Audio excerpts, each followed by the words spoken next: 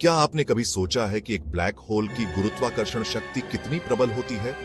Black hole अंतरिक्ष में वो रहस्यमयी जगह है जहां गुरुत्वाकर्षण इतना शक्तिशाली होता है कि प्रकाश भी इससे बच नहीं सकता।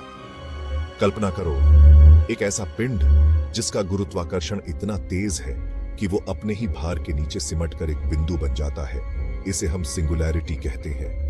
इस सिंगुलैरिटी के चारों ओर एक सीमा होती है जिसे घटना क्षितिज कहते हैं, जहां से वापसी संभव नहीं। इस वीडियो में हम ब्लैक होल की इसी अविश्वसनीय गुरुत्वाकर्षण शक्ति के बारे में जानेंगे और देखेंगे कि अगर हमारी पृथ्वी एक ब्लैक होल के करीब आ जाए तो क्या होगा।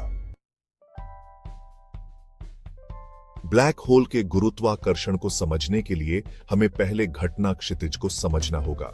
ये एक ऐसी सीमा होती है जहां से आगे बढ़ने पर गुरुत्वाकर्षण इतना प्रबल हो जाता है कि प्रकाश भी इससे बच नहीं सकता। इस सीमा के भीतर गुरुत्वाकर्षण बल इतना शक्तिशाली होता है कि समय और स्थान विकृत हो जाते हैं। जैसे जैसे आप घटना क्षितिज के करीब जाओगे, गुरुत्वाकर्षण बल तेजी से बढ़ेगा। आपके शरीर पर पड़ने वाला गुरुत्वाकर्षण बल आपके सिर और पैरों पर अलग अलग होगा, जिससे आप खिंचाव महसूस करोगे। इसे स्पेगेटिफिकेशन कहा जाता है।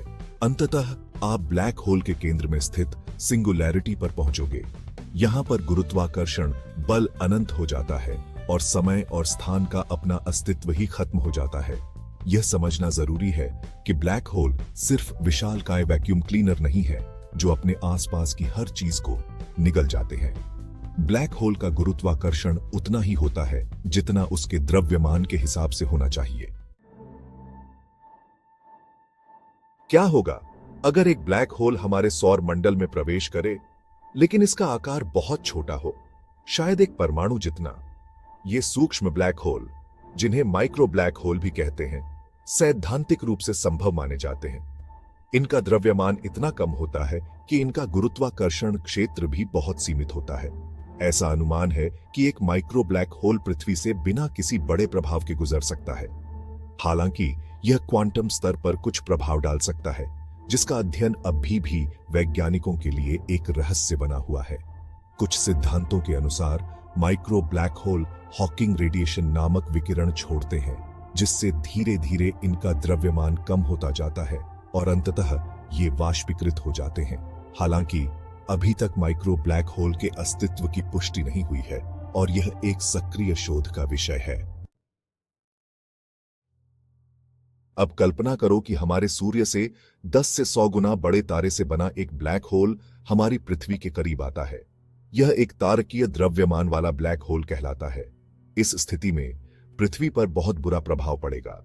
ब्लैक होल का गुरुत्वाकर्षण बल इतना शक्तिशाली होगा कि यह पृथ्वी को अपनी ओर खींचने लगेगा।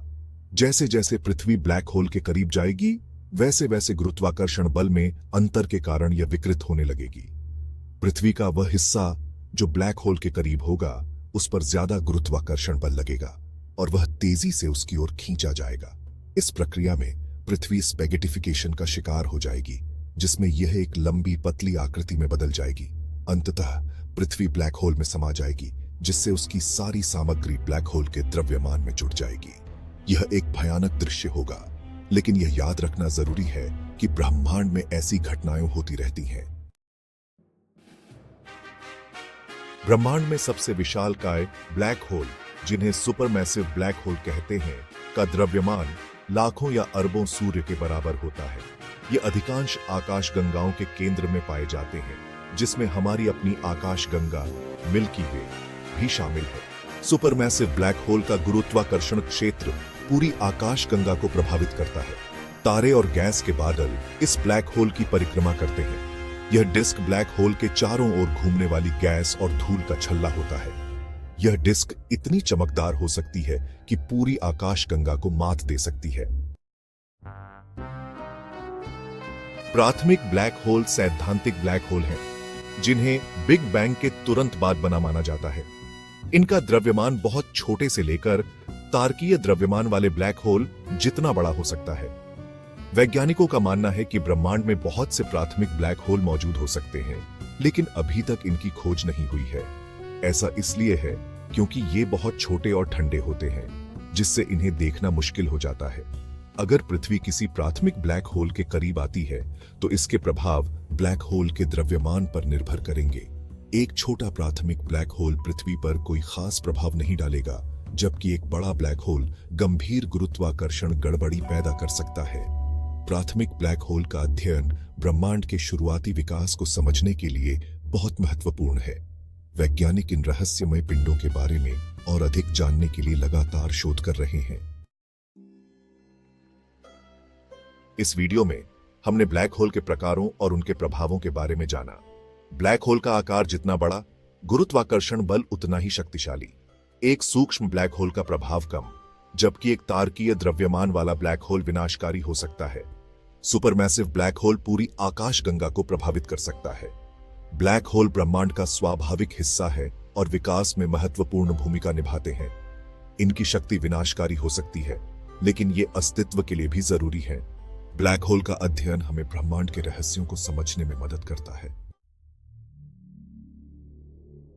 तो अगली बार जब आप रात के आकाश में तारों को देखें तो याद रखें कि उनमें से कुछ ब्लैक होल हो सकते हैं, अंतरिक्ष में अदृश्य शासक। इनकी अविश्वसनीय गुरुत्वाकर्षण शक्ति ब्रह्मांड को आकार देती है, तारों और आकाशगंगाओं के जन्म और मृत्यु को नियंत्रित करती है।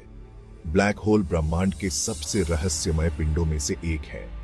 इनके बारे में जितना ज्यादा जानते हैं, उतने ही नए प्रश्न हमारे सामने आते हैं।